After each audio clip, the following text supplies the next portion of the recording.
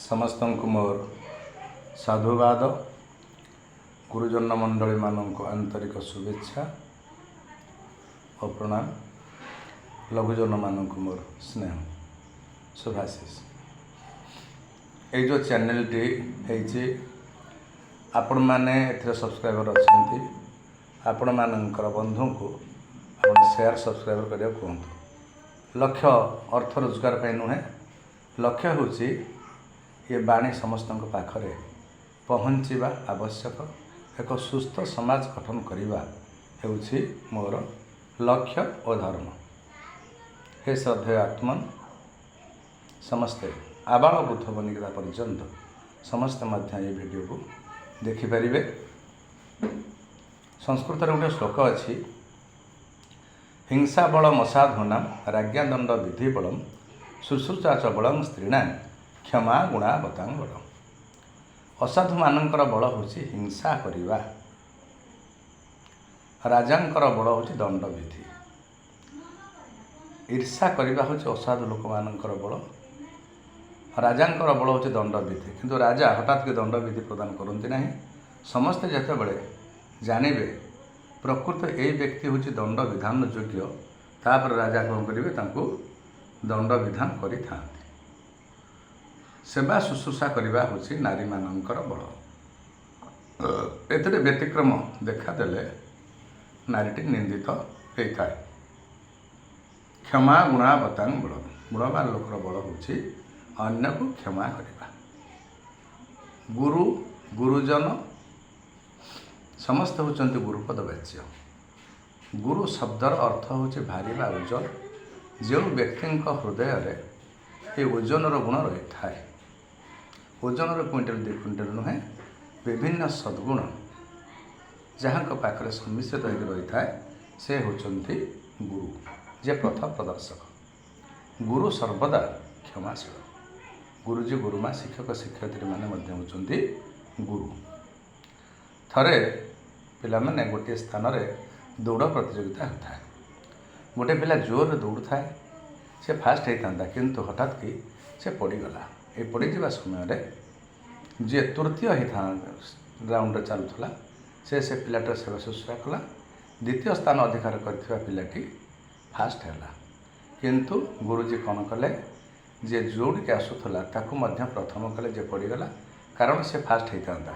एथिरे जे फास्ट है से कहला से टिके हुम है गुरु ऊपर कहीं जुग्म फास्ट कले। एवं जी तृतीय पिलाटी सेवा शुश्रूषा करता गोटे सांत्वनामूलक पुरस्कार दिगला। इत्य अवसर में पिलाटी मने मने चिंता करुच्ची, आज गुरुजी ऊपर मु जो हुम हेली मुझे गोटे सरप्राइज देवी।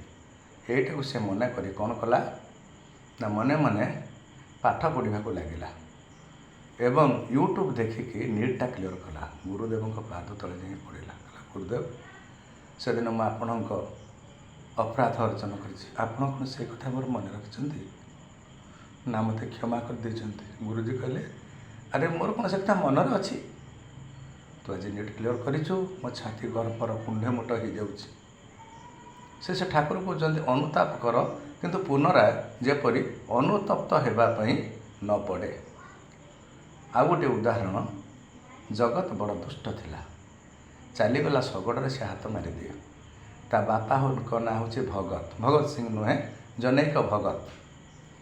तेणु जगत कौन कला, ये विभिन्न बदमाशी करे, दुष्टामी करे।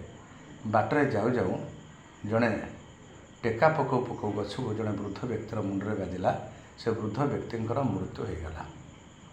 तेबे जगत निजको आत्मगोपन करला। ता बापा को कहले, जगत को खोजी आन न तमें जेल जीव। जगतर अपराध ता बापा जेल गले। जगत रे दुष्टामी कथा शुणी माँ मध्य प्राणत्याग कले। इत्यवसर रे भगत जेल थे एवं जगत जाऊला। कटकर किला पड़िया प्यारेड चली था। ये प्यारेड चलता समय जगत जे अनेला। कमांडर साहेब कहले, तुम कौन इच्छा अच्छे? कहले मत फौज रे भर्ती कर दिंतु। कहले फौज रे भर्ती करदे ଜୀବନକୁ ପାଣି ଛଡ଼େଇ ଆସିବା ପାଇଁ କହିଲା ମୁଁ ଜୀବନକୁ ପାଣି ଛଡ଼େଇ ଦେଇ ଆସିଛି। ତେଣୁ ଜଗତ ଏକଥା କହିଲା।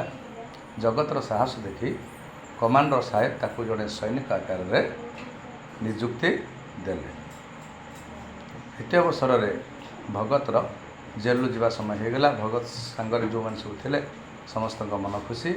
କିନ୍ତୁ ଭଗତକୁ ଜେଲର ସାହେବ କହିଲେ ତୁମର ମୂଷା ଆସନ୍ତାକାଲି ତୁମେ ମୁକୁଳିକି ଯିବ। କିନ୍ତୁ ମଉସା କହିଲେ ନାହିଁ ଜେଲର ସାହେବ ଆଉ କିଛି ଦିନ ଜେଲ୍ ଭିତରେ ମୋତେ ରଖିଦିଅନ୍ତୁନି। ଜେଲର ସାହେବ କହିଲେ ମଉସା ଆପଣଙ୍କ ଘରେ କ'ଣ କେହି ନାହାନ୍ତି? କହିଲେ ନାହିଁ, ସବୁ କଥା ଖୋଲିକରି କହିଲେ। ତାପରେ ଜେଲର ସାହେବ କହିଲେ ମଉସା ଆପଣ ଆସନ୍ତୁ ମୋ ସହିତ, ମୁଁ ଆମ ଘରକୁ ନେଇଯିବି। କହିଲେ ନାହିଁ, ଥୁଣ୍ଟା ବରଗଛ କେହି କେବେ ଆଶ୍ରୟ ଦିଅନ୍ତି ନାହିଁ। ତୁମେ ସିନା ମୋତେ ଭଲ ପାଉଛ, ହେଲେ ତୁମ ସ୍ତ୍ରୀ ବା ପିଲାପିଲି ସେମାନେ ମୋତେ ଭଲ ପାଇବେ ବୋଲି କ'ଣ ମାନେ ଅଛି? ଯିଏ ବରଗଛ ତଳେ ଆଶ୍ରୟ ନେବ ତାକୁ ଆପଣ ଘରକୁ ଡାକୁଛନ୍ତି କାହିଁକି?